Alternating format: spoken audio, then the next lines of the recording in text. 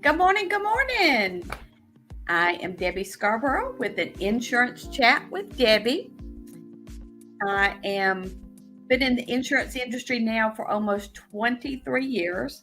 So I've seen a lot, tried to run from a lot, but um, I've kind of come to the conclusion that they all have their own story and it gets confusing.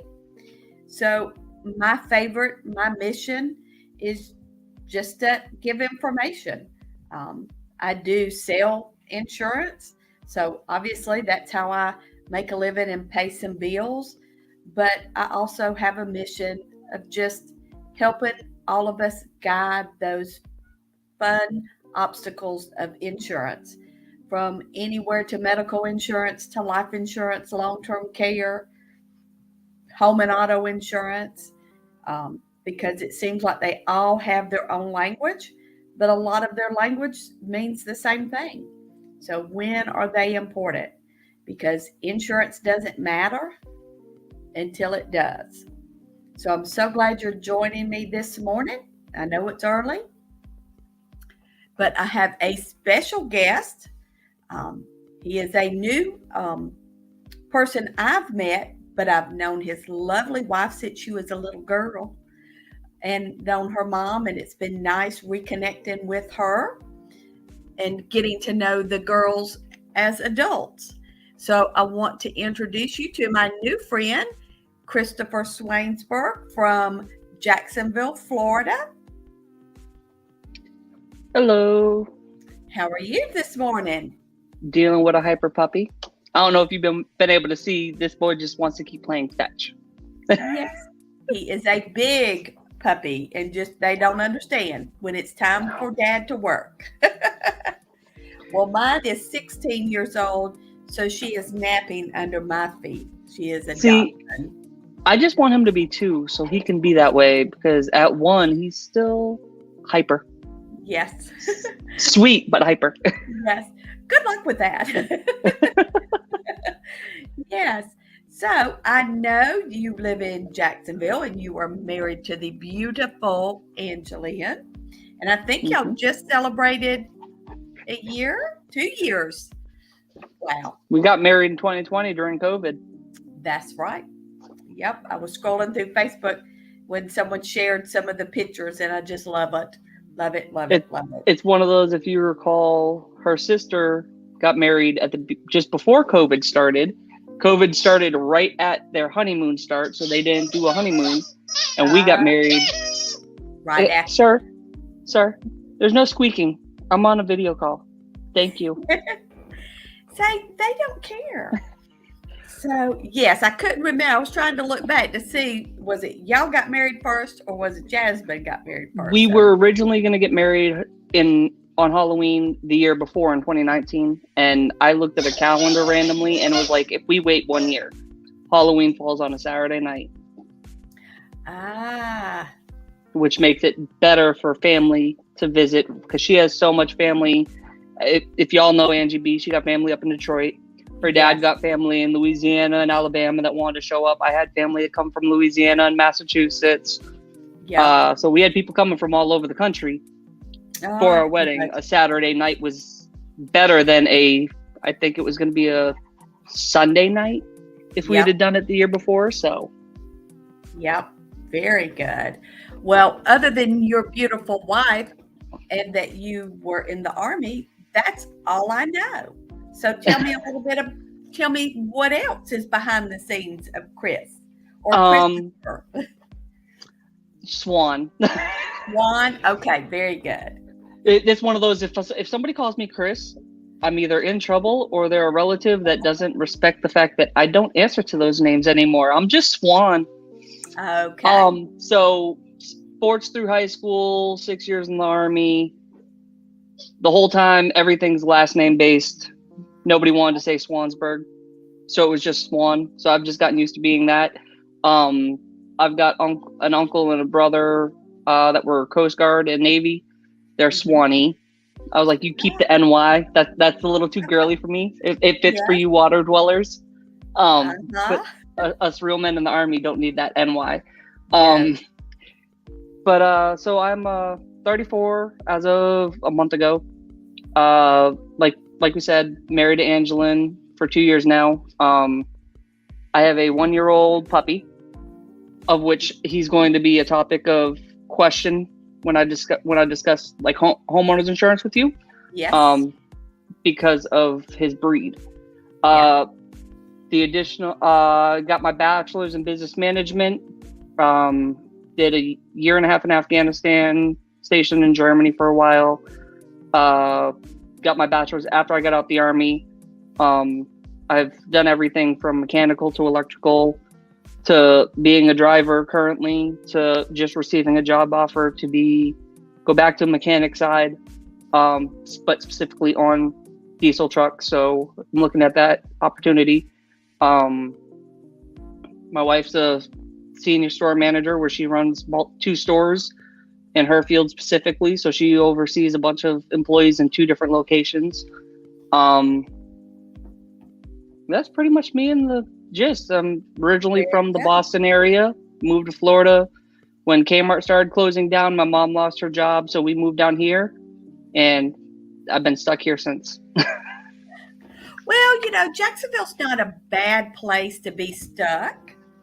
We moved here 5 years ago. Because like we know, Angie B lives in Daytona. Angelin was in Daytona. I was in Central Florida as well. But she is the oldest of 7 and wanted to be with her siblings. Since her mom came up to Jacksonville regularly anyways, we were just going to move up here and be part of that visit. So there you go. I moved her up here. Very good. Well, I am married to a Navy man. He did 20 years in the Navy. And when we got married, he was stationed at NAS Jacksonville. So 3 miles away. Yes, I loved Jacksonville. And then we moved to St. Mary's, Georgia. And St. Mary's is still so close, just over the Florida line, that I probably spent every weekend going back to Orange Park in Jacksonville area because I knew everything and I just loved the area. And St. Mary's is a little smaller town. So, so it was nice. And I used to tell everybody we're moving back to Jacksonville. When? After moving around like we did and then having children, it was like, nope, Tifton, Georgia. That's where my parents were, his parents, my sisters. So, I mean, sometimes a job puts you in a place, and sometimes it's because that's where family is. And now my husband always said we were retiring and moving back to Tifton. So he got you. Exactly. But I'll be honest, now I find myself old and don't want to deal with the big city. And when I've come down to visit Angie to Daytona, I mean, I love it. And I go through Jacksonville and I stop and love it. But it's like, okay, bye-bye. It's one of those, being originally from the Boston area, I don't feel like, even though Jacksonville is the largest city in the country, it doesn't feel like a big city. When you're from Boston, you're used to Boston, New York, Orlando, Miami. Or even when you go international, some of those cities in Europe are just nonstop, where they compete with those cities that I've listed off on that big city feel that I've always preferred. My wife prefers calm country. So Jacksonville was like the in between, because there's like a 4-block radius in downtown that is kind of big city. But the rest of it's more rural, it feels like. So it's nice. It's got all of those communities around it. So very good. Well, you'll probably start hearing a 3-year-old come in. I forgot to shut the door, but they'll probably scoot on by. So hopefully Carson, no worries. You know what? Carson won't interrupt. But I know as a veteran, you've got some things taken care of with insurance and then some things not taken care of with insurance. And as a young married couple, there are things with insurance that y'all probably need to take care of and have questions. So shoot me off a question. All right. So as we know, I'm a veteran. I fall under the VA. The VA paid for my school. The VA paid for the house through, GI Bill and then the VA home loan. So all that was covered. The good thing with the VA home loan is I didn't need to get mortgage insurance because they cover that for you. The questions I have, when it comes to health insurance, because I am covered by the VA, VA health insurance is not the best. As we know, the VA healthcare is not the best. They're trying, but there's just too many of us and not enough staff, and they don't have the budget to properly take care of us. So we're able to go to see private providers here and there, but it has to be pre-authorized. And in the event of emergency, like me catching the flu, I have to come out of pocket if I go to the care spot, or I have to drive all the way to Gainesville to their 24-hour VA hospital. So I'm trying to figure out what health insurance options are out there that don't overdo it, but at least cover the basis that I require for those not medical life-threatening emergencies, but still require care. If you understand what I'm asking. Yes. And, we used to have what you call just kind of like a hospital plan, just for major things. And now with a lot of changes, good or bad, depending on how you look at them, Affordable Care Act moved in. It changed the face of insurance a little bit. Some things in a good way, some things in a negative way, just depending on how you look at it. It is very important as a veteran because the good and the bad with being a veteran, and what that insurance provides is it provides an insurance at a price for you. Waiting. And it's one of those travel far. The one thing is, say it was a life-threatening emergency, the VA covers that 100%. Yeah. If I go to the ER and end up hospitalized, it's 100% covered. Okay. But it's those minor, like I got the flu, I broke a bone.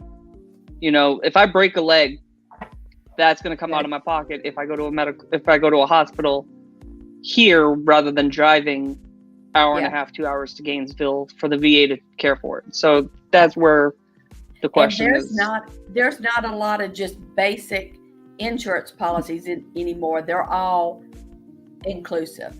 Now, there are, in Georgia, there are some what they call Care Connect, those clinics that take you in and out. There's a lot of them popping up. Like we've got the care spots and urgent cares here through the hospitals. Care spots are run by, I've seen them partnered up with CVS. And then in Jacksonville, we have the Ascension St. Vincent Hospital with their little pop-up urgent cares. So those are all over. And those are the things that I would end up utilizing if it's not life-threatening. And that's where the VA will cover, I believe, with Ascension St. Vincent specifically, they cover 70%. So I still come out of pocket 30% unless I have an additional insurance coverage. And, my first thing is to say, you get on a plan. The best thing is finding a job that offers medical benefits, or two, if Angeline has medical benefits, being on her policy is the best option. But some of those clinics, and unfortunately it causes you to do the research. Some of those clinics will base your appointment with your income. So, they're not requiring the whole visit, $200 or $300. Plus, they also offer little benefits, meaning if you pay $25 a month, you can come see them anytime for those non-emergency things that happen. But they're fewer and far between sometimes, but being on your wife's policy or this new job, signing up for their benefits is by far the best thing to do. Now so we were looking, because we just went through open enrollment with my wife's policies, and I have gotten on all of her policies except for health insurance for one major reason. For her to cover herself health insurance through her job it was roughly $100. Sorry, he wants to play tug of war. Yep. To add me is an additional $300 every 2 weeks. Wow. That's $600 additional a month. Yeah. That's hard to justify that, especially for you, for knowing that you're covered for emergencies. It's just that before. Exactly. And so the good thing is, since we discussed with Angie B and we got a hold of you for the questions about insurance, I did end up retaining a new job offer, which is going to come with insurance within 3 weeks. But it's still questions that I have because I'm not the only one. There are other people out there, so I'm trying to help who I can through my questions. Yeah. Oh, absolutely. Because, you know, the first thing I tell people, especially when I'm calling on new people, you know, they showed a little interest in insurance. They want to talk. And they said, well, I'm not really interested in anything right now. And I said, that's great. I said, I just want to come share with you what the benefits are. And then you may know someone, or I may be able to share something that you can pass on to someone else. So, you know, my first advice to you or friends in that situation is to doing a little research with your area and finding those clinics that are based on your pay, or that you can join and do those memberships. Of course, you know, ideally it would be finding a job that provides medical insurance, but we know those are not happening as frequently as they used to, because some of smaller companies will pay you a little more if you go through Affordable Care Act. And Affordable Care Act right now, open enrollment is beginning with that. And I would encourage that, because that is also based on your income. And that's the one thing I was looking at, was rather than jumping on my wife's insurance, if I didn't do anything else, it was going to be probably getting my own individual plan through the CARE Act, you know, through Obamacare, as they're calling it, or whatever it's actually called. Just because whatever they're going to charge me is probably cheaper than $600 a month to add me. Right. Which would have brought her total up to $800 a month. Yeah, because it's also going to be based on your income. Now, I'll be honest, you can go to Medicare.gov website, not Medicare, you're not Medicare, the Affordable Care Act. I'm not old enough. Not there yet. I'm not there yet. So, enroll in Affordable Care Act by yourself, but I would encourage you to find an insurance agent. And if you need help finding someone, I have a couple websites that I can look to find someone. I'd encourage you to talk to someone live, because your health insurance through Affordable Care Act is based on your income, and it is verified by your taxes. So if you're applying 2023, it's based on 2021 taxes, and your premium is going to adjust when you file your 22 taxes. So it is something that is verified within months. So if you don't, you know, I don't want to say we answer a question incorrectly on purpose, but we do it accidentally occasionally because we don't know. So I would encourage you to reach out to a licensed insurance agent that can walk you through and signing you up, because other things to consider when you do Affordable Care Act is you want to put in doctors where you go. And the website is up there. I was having a brain interruption. So healthcare.gov, and open enrollment is here by December 15th for coverage to be January 1st is where that's at. But there's also people in Georgia. I know a lady in Americus that'll walk you through Affordable Care Act. But of course, since you're in Florida, you have to get someone licensed in Florida. But I can find someone, because it's so important to talk to someone who knows, because you also need to take into consideration if you prefer a hospital in your area, or if you already have a primary care physician that you want to use. You want to make sure they're in network and covered. I have two friends right here in Tifton. Our hospital here in Tifton the only insurance they could get through Affordable Care Act, they have to go out of town. Now, it's not that far out of town, but it is 45 minutes away. But in an emergency situation, it is away. So I know there was an earlier question about an ambulance bill for veterans. And, I don't know the answer to that question in an emergency situation if veterans cover that. But the good news with our MASA plan, you don't have to worry about where it's covered. Excuse you, sir. Dallas, excuse you. He agrees.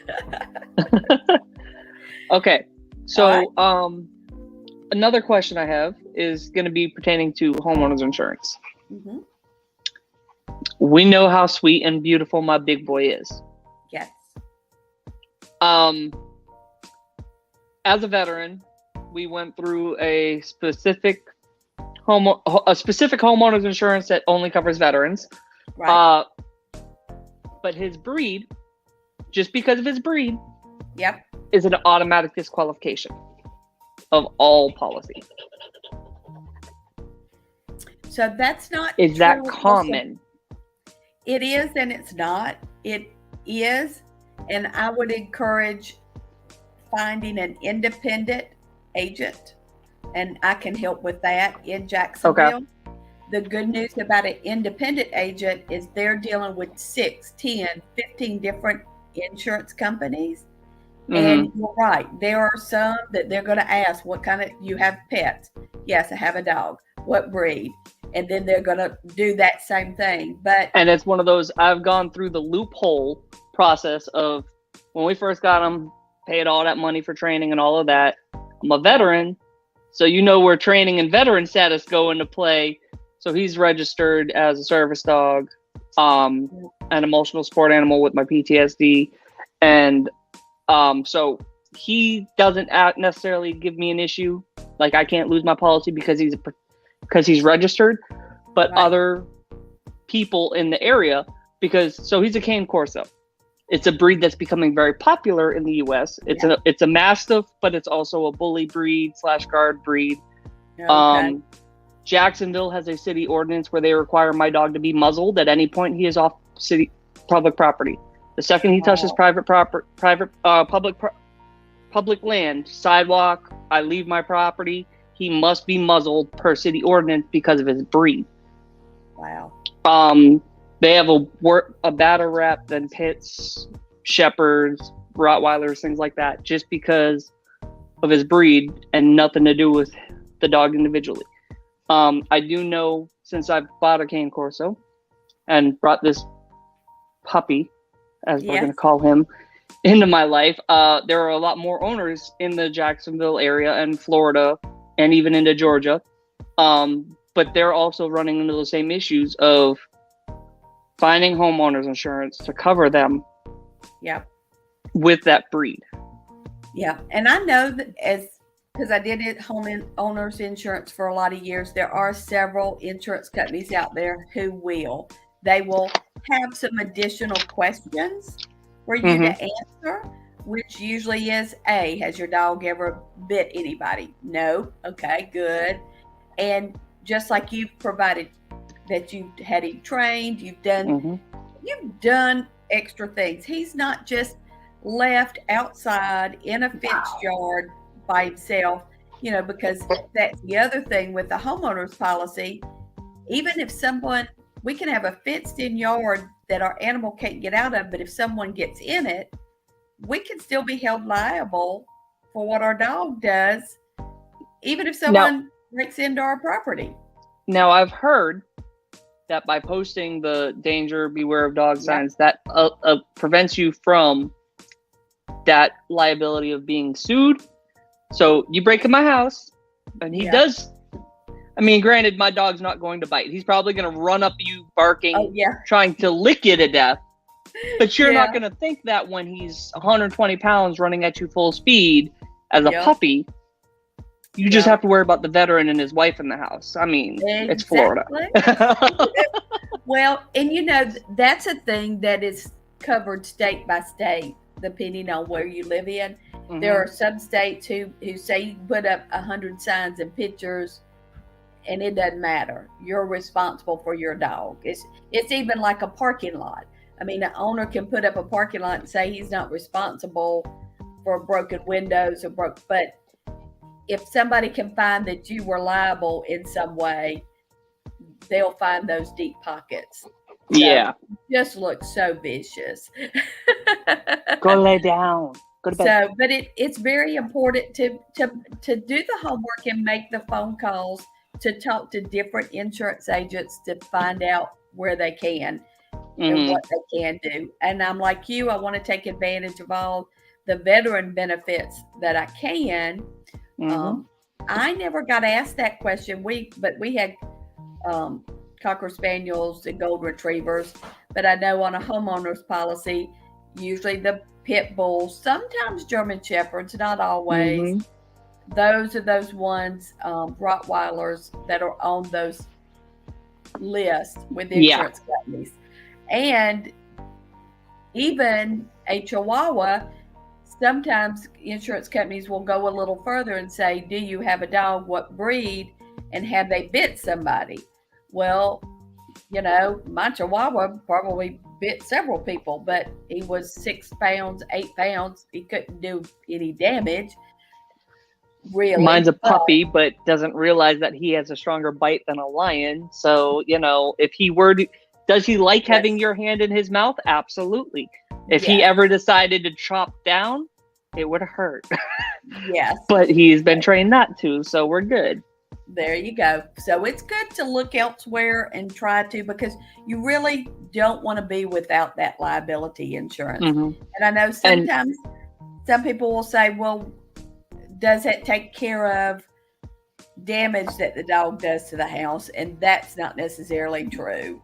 It's just covering the liability if someone comes into your home or when you have him away from the house. Your liability follows you wherever you go, to the park, to the vet, wherever you go.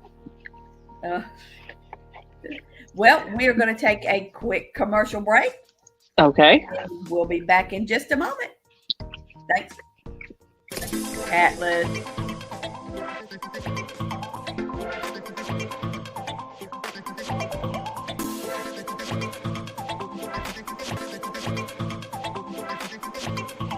Greetings, I'm Larita, host of So What's the Problem TV show. It airs Thursdays at 7 p.m. on Facebook Live. I conduct interviews and I spread awareness.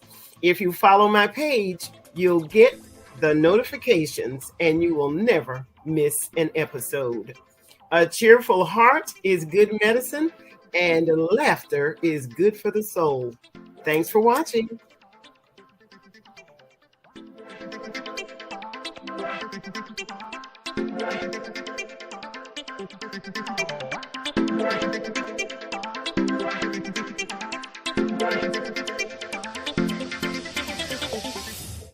When it seemed like the world had stopped, as if our normal would never be again. Confinement Chronicles. Still, there were those who held fast to hope. These are their stories. From teachers to dads to nurses on the front line, they have chronicled their messages of hope. Confinement Chronicles, now available. Order today on Amazon, also available in audiobook or at laderopress.com. Confinement Chronicles. Thanks so much for watching an Insurance Chat with Debbie. Debbie's special guest today is Swan, author of My Mental Health During This Pandemic in the Confinement Chronicles audiobook. We'll hear more from Swan in just a moment. But first, we wanted to introduce you to something special. Mental Health Through the Pandemic by Christopher Swan Swansberg.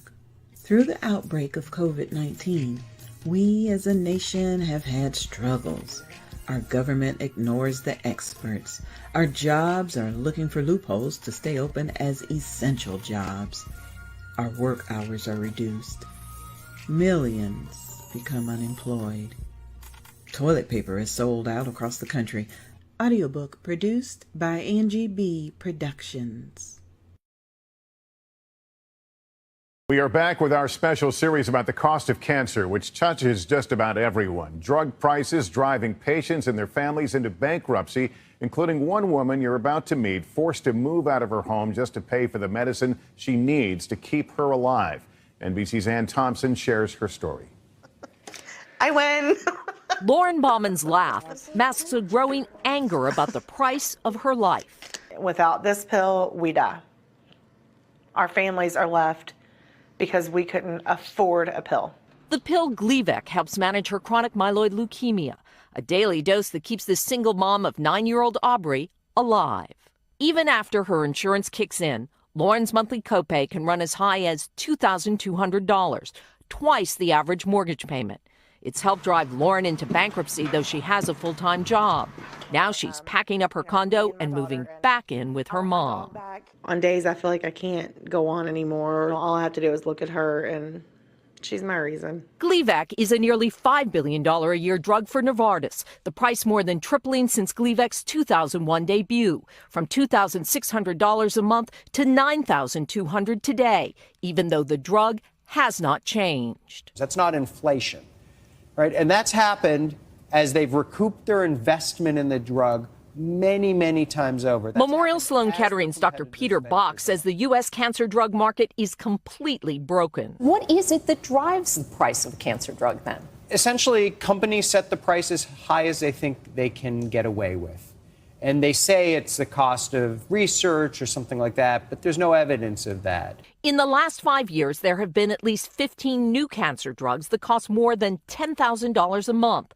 But unlike Gleevec, these drugs may only extend life by an average of months, not years.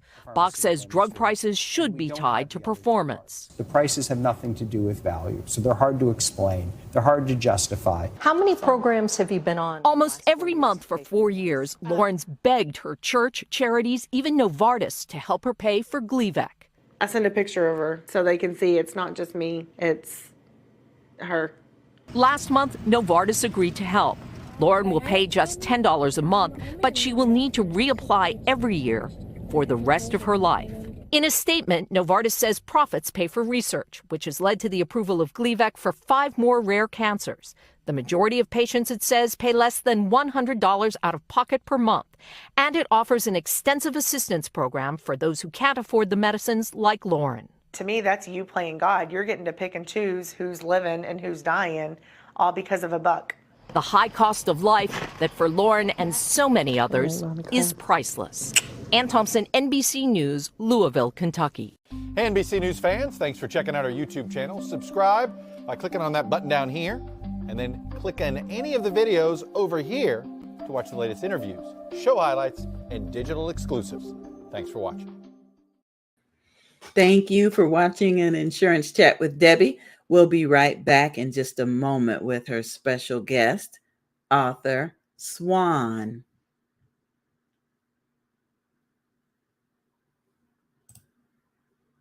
The tour that Angie B presents is coming to Southfield, Michigan. Join us Saturday, December 3rd, 2022 for networking. Come out and meet the authors from Confinement Chronicles. Free gifts for all attendees. And special holiday shopping. For more information, give us a call at 248-702-5559. That's 248-702-5559. Now, if you can't make it to Southfield, Michigan, and you'd like to introduce your book or your business in our virtual souvenir directory, The information is right here on the screen. Ad rates are 50, 30, and 20. Just send an email to volusiabusinesswomen@gmail.com. They'll get you all the information that you need. This episode is sponsored in part by Volusia Business Women. Search for us on YouTube and you'll catch the replay of today's episode. Volusia Business Women, we are stronger together. Now, as promised, it's time to get back to our host, Debbie Scarborough, and her special guest, Swan. Thanks, everyone, for coming back. We've got our special guest, Swan, and his little companion, Atlas. So I want to talk about the book that you were in and how you decided to do that. So, Angie B is my mother-in-law. I made the mistake of marrying her oldest daughter. Things happen. Yes. So she's real big on all of us trying to participate, not just because it helps her, but also because it helps us expand on our own and branch out and, help us become entrepreneurs on our own, create our own business. So she gave me a bunch of the articles on, the topics that they were going to be writing about, and none of the topics in the first couple volumes sparked my interest. Then came my mental health, and I was like, that one I can relate to. There's another volume out there that I put a draft in to see if I get on that one. Don't know if it's coming out, when it's coming out, or what's going on. But so I've done my part to participate, especially on the topics that I can relate to. Mental health has always been a thing I struggled with since coming back from Afghanistan. But as we know, like I was saying earlier with the VA, care is not that great. You see your psychologist once every 5 months. Wow. So I've learned to manage it on my own. Now I'm in Jacksonville where they actually are able to see me on a more frequent basis. And I'm like, I've managed it for, 11 years now. Unless it gets worse, I'm good. I've learned to control it. I've learned to manage it.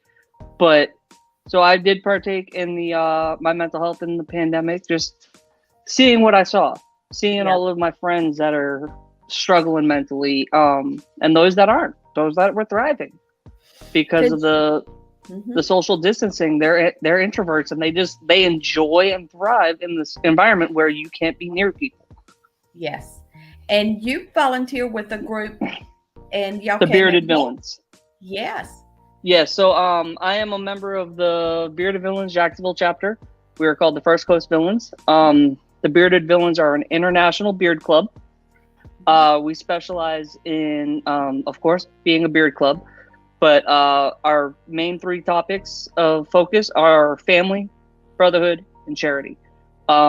Whenever we do an event like our annual parties, or we have our East Coast meet, West Coast meet, World meet, or Florida summits, any of those meetings that we do where a bunch of us get together, we're always raising money. In August, I went to Chicago for our World meet, and we raised money for a group for autism.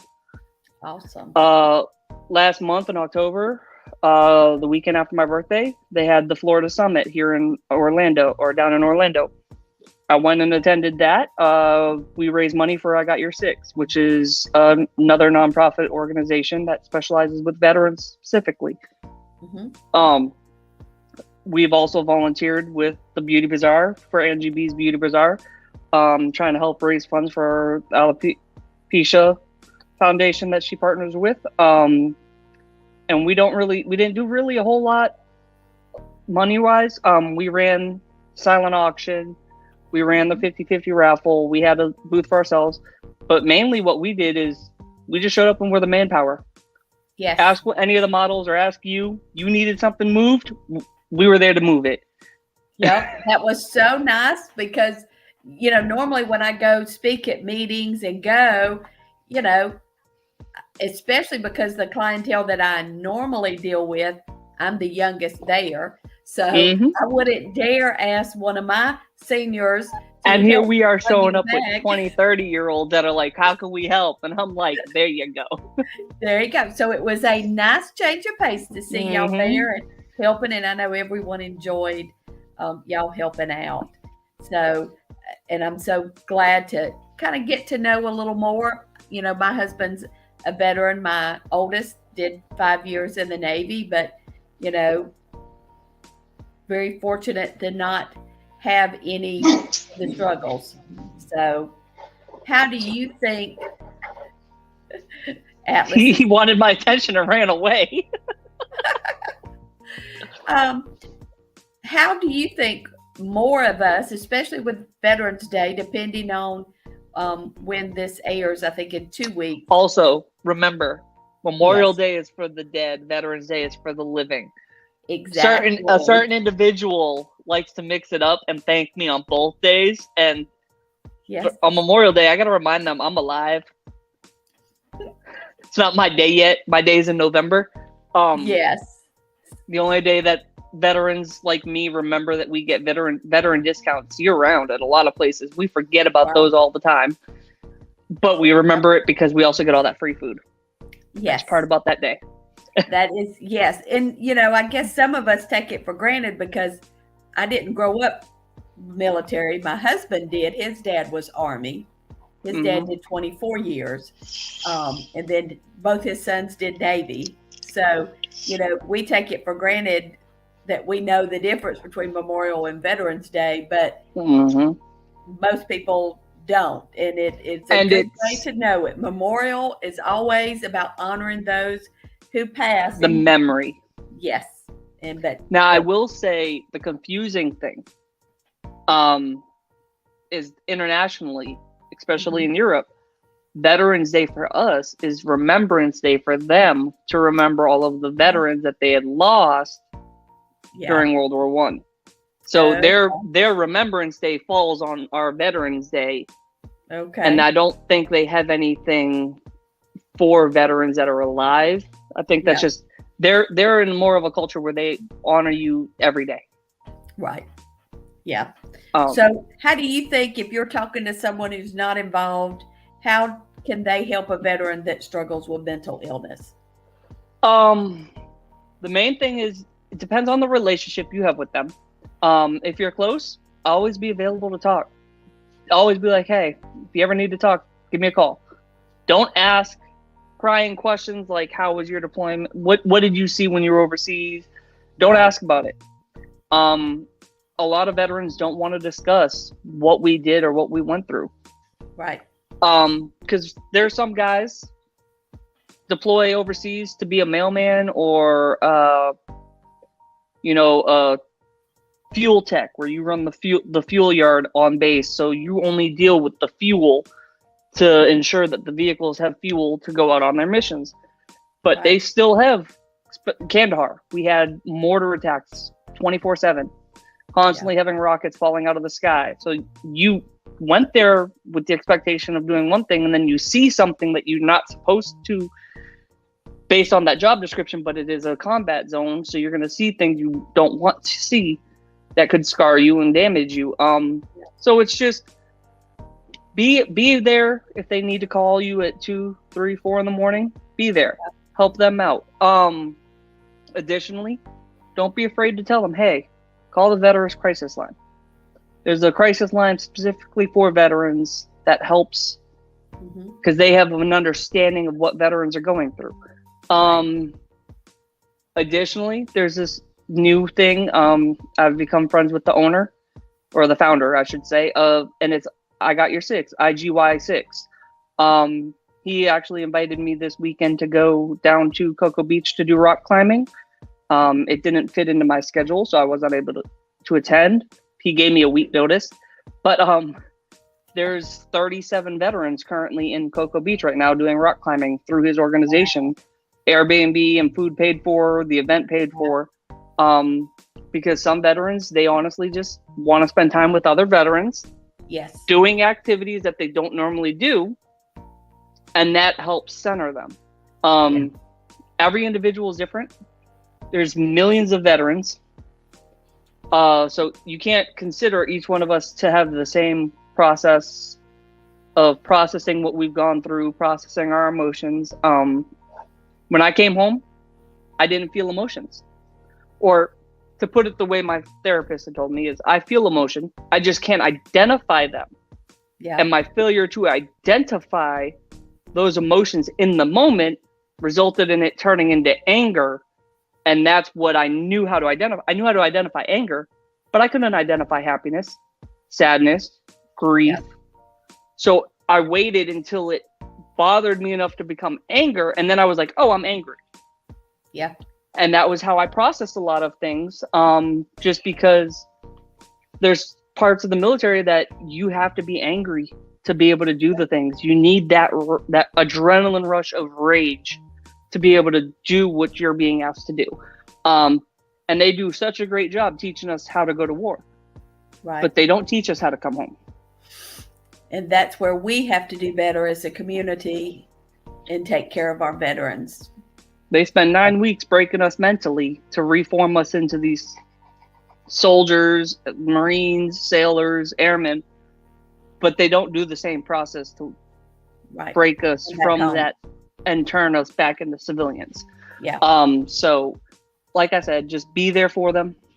Don't be afraid to be like, hey, I kind of feel like where you're going isn't healthy. You might want to try calling the crisis line, or call family. Do you have any friends that were served with that you could talk to? And veterans, honestly, if another veteran calls you, don't act like we're still in the military where you're like, suck it up, push on. Acknowledge their hurt and where they're coming from, and understand that they might not process it the same way as you are. So be there for them, because we don't need them being a part of the 22. Yeah. The 22 being, I believe it's 22 veterans. It's either an hour or a day commit suicide. Yeah. So I just know that I don't want any of my friends that I've been with, my brothers, my sisters, being a part of that 22, regardless of what the time frame is that 22 falls under. I don't want them to be a part of it. I don't want them to be a statistic. I'm always there for them. So they can look into the I Got Your Six with IGY6. There's a nonprofit that recently has started with that. It's something we've always known. It's an acronym we've always utilized, but now there's an actually nonprofit specifically for veterans. That's good to hear. That help that. You have the veteran crisis line that you can always call. And then even as civilians, we have, 988? The mental health hotline that we can call now. Yes. 988, I believe it is. Yeah. Never be afraid to reach out for help. It's not a badge of shame. If anything, it shows that you're stronger because you're willing to ask for help. Exactly. It's okay to ask for help. Well, I appreciate your service, Chris, and I know we just got a question about life insurance still payable if I commit suicide, and unfortunately that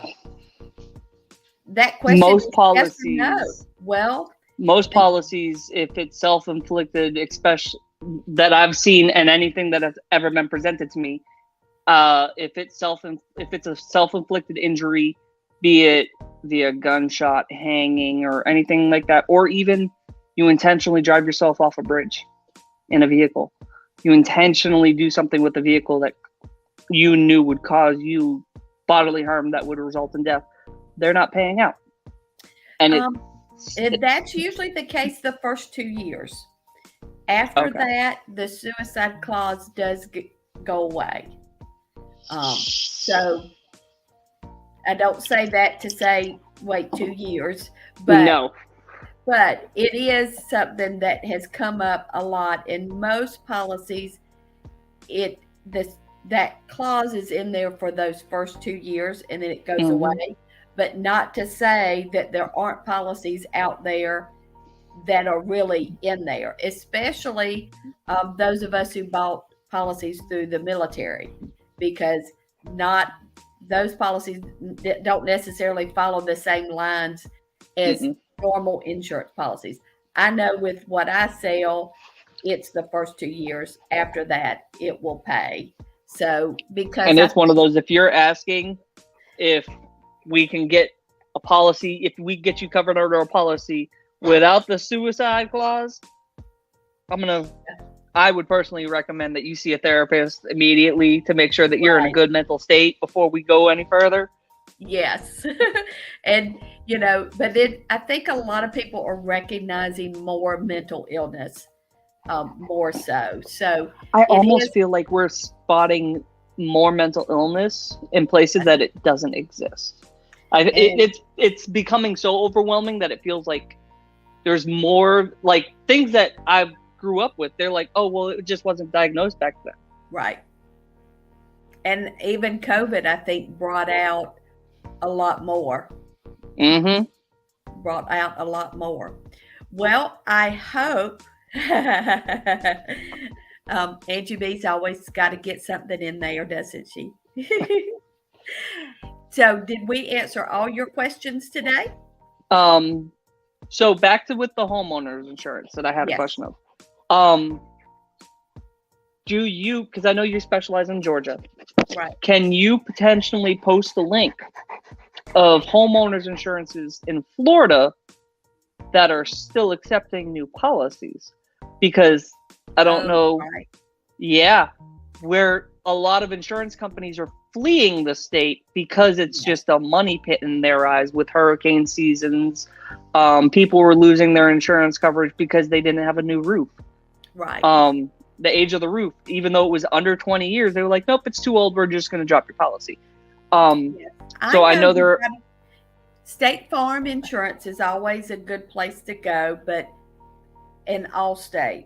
Of course, the downside to using one that only has one company, you're dealing with them. And that's why I say at least every 2 to 3 years, get quotes on your insurance. And that's what I'm asking for is if you can identify a list of insurance companies that are available in the state that are currently accepting policies. So people that are viewing might live in Florida, might want to be able to look up and get a quote. Yeah, there are several. I don't know that there's necessarily a link that I can share, but anyone is welcome to call me, text me, and I can help find that. Usually your independent agencies. I know there's a company called Auto Owners Insurance. They work with independent agents. So they are still in Florida. They are still providing insurance. And I don't want to say that they take everybody, because they take everybody with a price. For instance, I have a pool. I live in the woods with 11 acres and I don't have a fence around it. How are you my auntie and I ain't been invited to bring that list to just be loose? Now you know. Now you know. So yes, come anytime. But so auto owners understands that there are exceptions to, and there's reasons. Instead of going across the board, every pool needs to be fenced. Well, nobody comes out here. If you come down our dirt road, you probably are turning around, because so they are more understanding. And I believe they're more understanding with the pet situation too. They're going to accept breeds that other insurance carriers are not, but they're going to go a step further and ask a couple questions. Has your dog ever bitten? And you provide that you've done training and do everything. So that's the good thing about auto owners insurance, and they are a top rated insurance carrier. So, but I will gladly get some information to you with some other insurance companies in the area that are available to look at. Of course, I had insurance for years with USAA. That's who I have. They followed. Of course, I never ran across the pet issue with them because Yeah, we had a Cocker Spaniel. Yeah. No, that's So- who we have for auto and home insurance. But the reason I'd asked it is with this past hurricane, my mother lost everything. Yeah. She was unaware of the need and the importance of having renter's insurance, which is only like $7 if you add it with your car insurance. Right. Oh, And lost everything. And luckily for her, she got extremely lucky that FEMA decided that her area of Right. Deltona, because Deltona was not considered a disaster zone. No, not However, in the beginning.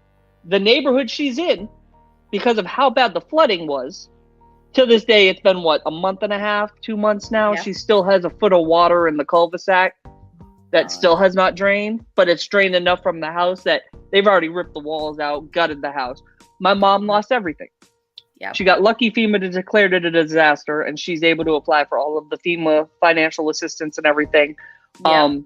But we need to ensure people who are renting understand the importance of renter's insurance and how cheap it really is to cover so much.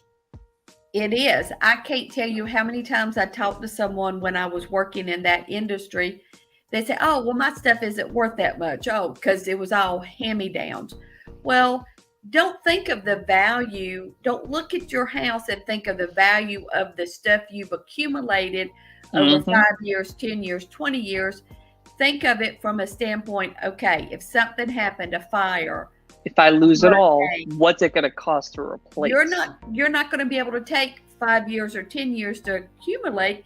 You're going to need a new couch. You're going to need new clothes. You're going to need makeup. So a renter's policy is awesome to cover that personal stuff. Plus, a renter's policy also provides liability insurance.